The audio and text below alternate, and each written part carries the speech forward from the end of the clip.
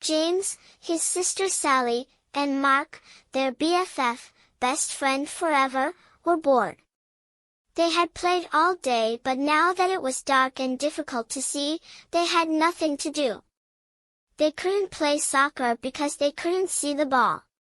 They didn't want to go inside and play a game because it was a beautiful springtime night and they liked being outside, especially after having to play inside all winter long.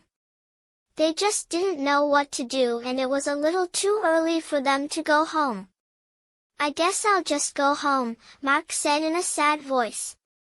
"Aw, come on," replied James. "We still have time for another game of something." Then Sally said, "I have an idea. Let's play hide and seek." "I was just going to say that," James said. "Yeah, I'll bet," replied his sister. "You always say you were thinking of whatever I think of," she snapped. "Do not," James said in a loud voice. "Do too," yelled Sally. Mark just looked down at the ground and shook his head from side to side. "They are at it again," he mumbled to himself. Then he yelled, "Okay, let's play hide and seek. I'll be the seeker." He turned, faced a big tree, closed his eyes, and started counting out loud. 100 to 99, 98 to 97. Sally and Mark stopped arguing, looked at each other, and ran off in different directions to find a hiding place. In the distance they could still hear Mark counting, 4 to 3, 2 to 1. "Ready or not, here I come." Then he turned and began looking for places where they could be hiding. Finding Sally was easy.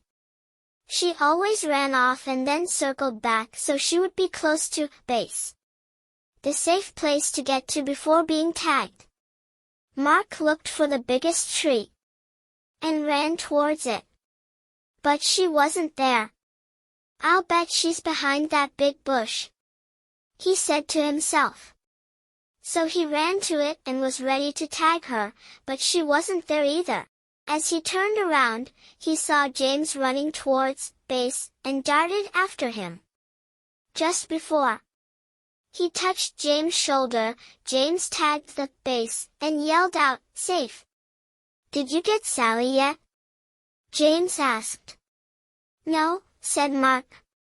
"I haven't been able to find her and it's getting late and we need to be heading home." So both boys yelled out, "Come on out, Sally, it's late." But there was no reply. Not even a little snicker from somewhere in the darkness. They yelled again. "Come on out, Sally, it's late." Still there was no reply from Sally. They began to worry and started searching for her. As they walked around the area they called out, "Sally, come on, we give up, you're safe." But no matter where they looked, or how much they called out, Sally didn't answer. It was as if she disappeared. Sally was wondering what had happened. All she could remember was crawling under the big trunk of a fallen tree to hide. Now, as she looked up, she saw several stars through a small hole above her head. She had fallen into a hole when she crawled under the tree trunk. "Help!" she yelled and heard her voice echo throughout what must have been a cave. "Help! Help! Help! Help! Did you hear that, James?" Mark said excitedly. "Sally just yelled for help." "Keep yelling, Sally," James screamed. "That way we can find you." Sally heard her brother and kept screaming. After a short while the boys were standing next to the big tree trunk. "Hey! Are you stuck under this tree?" asked James. "Kind of," Sally yelled. "When I crawled under it to hide, I fell into a cave. Please help me, I'm scared. It's dark and I can't get out." Mark said, "James, you stay with Sally and I will go get my dad." Then he dashed off into the darkness. "Don't be scared," James said. I am right here with you. No, you're not, Sally sobbed. You're up there and I'm down here. As Sally turned in the darkness of the cave, she bumped into something, screamed, and began to cry. What's wrong? James yelled. There's something down here with me, Sally replied in a shaky voice. Just then, Mark and his dad came running through the woods. Mark's father knelt down and asked Sally if she was okay. He could hear her crying and sobbing. Sally, are you hurt? He asked. No, she said. But I'm scared and there is something down here with me. Stand back, Sally.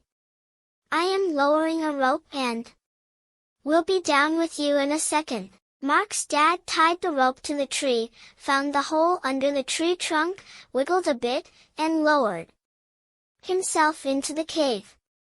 Sally could see him coming down the rope and stopped crying. Not only was he there, but the cave became brighter from the beam of his flashlight as it danced across the cave's floor and walls. As he reached the floor of the cave, he shone the light on Sally and gave her a big hug. Don't be frightened, he said. I'll have you out of here in no time. Then he shone the light around and saw that she had fallen into a small cave, and very close to her, in the middle of the cave, was something wrapped in layers of old blankets. Mark, James, there's something down here. I am going to tie it to the rope and I want you to pull it out. Okay, they replied. The boys pulled out the object, untied it, and let the loose end of the rope fall back into the cave. The cave wasn't deep and Mark's dad boosted Sally over his head so she could crawl out. He then grabbed the rope and with a little jump, was able to grab the opening and pull himself out. Let's go back to my house for a cup of hot tea. I'll call your parents so they aren't worried, and we'll see what treasure Sally found, he said. When they got to Mark's house, they sipped their tea and began unwrapping the treasure. They carefully peeled off layers of old blankets and cloth to reveal a wooden box. They slowly opened it and stared in amazement. Oh my, Sally said in disbelief. I don't believe what I am seeing. The boys and Mark's father just stared. Inside the box were jewels of every color you could imagine.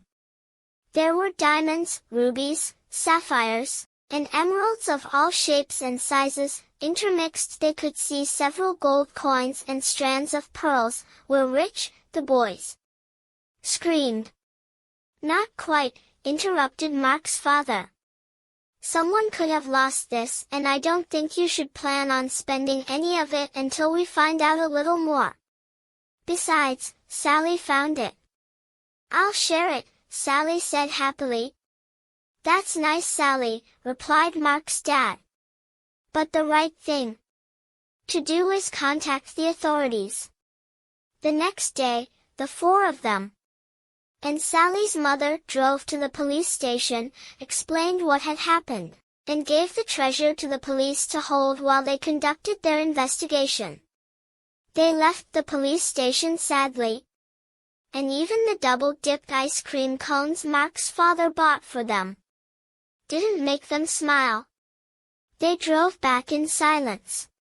Several weeks passed with no word from the police. Then, one evening, Mark's father called James, Sally, and their parents. The police just called and I think you should come over right now, he said. I'm afraid there is some bad news about the treasure. The police are on their way and will explain everything when you get here. Sally and James didn't say much during the ride to Mark's house. Sally thought that since it was bad news, the treasure belonged to someone else, even though they probably lost it. Whatever happened to finders keepers? She mumbled.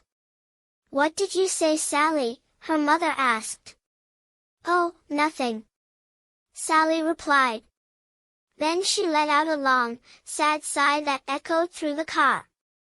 When they arrived at Mark's house, the police were there with the treasure box. As Sally entered, the captain introduced himself and said, "Sally, this is yours.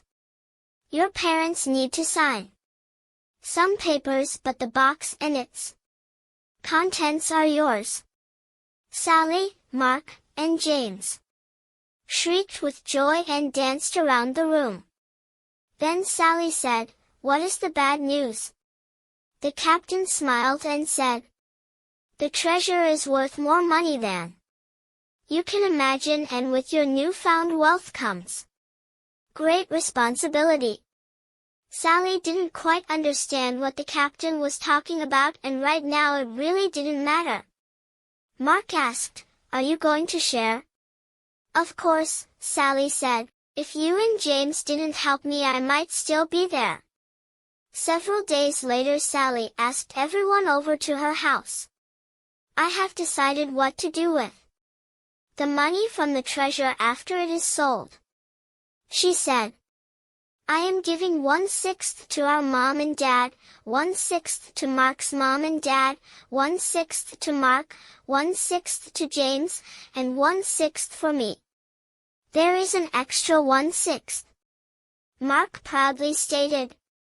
He loved math and was right on top of Sally's calculations. "Once upon a time, there was a little red hen." "No, there's not," Sally said. "Is too," James said. "Is not," Sally said in an angered voice. Just as Mark was going to say, "They are at it again," Sally said, "This is why there isn't an extra 1/6. I am giving it to the local charity, so it can be given to those less fortunate and in need." Her mother and father said it was a caring and responsible thing to do. They were very proud of her and knew that she understood what the captain meant when he had turned the treasure over to her just days before. Welcome, kids and parents, to our amazing channel. We're here to bring you fun, educational, and entertaining content that you can enjoy together. If you're loving what you see, we'd be delighted if you could join our channel by subscribing. By subscribing to our channel, you'll never miss out on the exciting adventures, learning activities, and engaging stories we have in store for you. Plus, it's a great way to support us and help us continue creating content that you and your little ones will love. Parents, we know how important it is for you to find quality content that is both entertaining and educational for your children. That's why we put a lot of effort into creating videos that are not only fun but also provide valuable lessons and promote learning in a playful way. Kids, if you enjoy our videos, be sure to hit the like button and let us know what you think in the comments. And don't forget to share our videos with your friends and family. The more people we can reach, the more we can spread the joy and knowledge. Thank you, parents, for your continued support and trust in our channel. And thank you, kids, for being an important part of our channel's community. So, let's embark on this exciting journey together, filled with laughter, learning, and lots of family fun.